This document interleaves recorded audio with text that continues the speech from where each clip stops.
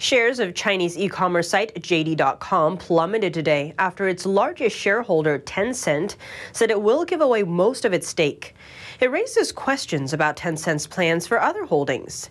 NTD's Cheney Wu has the details.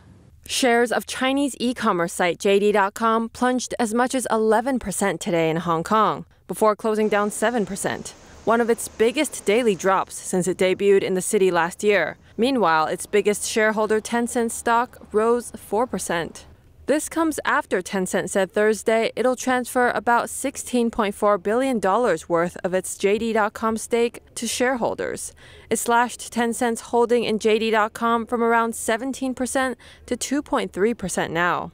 I think it's a smart idea to give those wealth back to its shareholders so you become not so big of a target. It's probably going to accelerate its divesting activities, in other companies. So it won't be too prominent in the eyes of Chinese government. Recently, Beijing's been clamping down on tech firms, trying to control their growth overseas and their market power domestically. Local authorities Thursday summoned 5 online platforms, including Alibaba Group's Taobao, Pinduoduo, and JD.com, over live streaming irregularities during the Singles' Day shopping festival, according to state-owned media.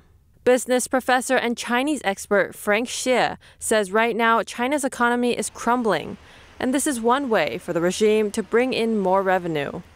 Grab money from private sectors, companies like Tencent and others. After Tencent reduced its stake, now Walmart is JD.com's biggest shareholder, owning a 9.3% stake.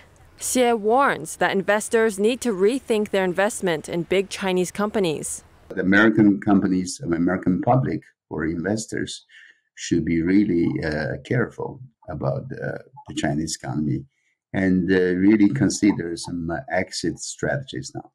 JD.com said the two companies would continue to keep their strategic partnership agreement, though Tencent executive director and president Martin Lau will step down from JD.com's board immediately.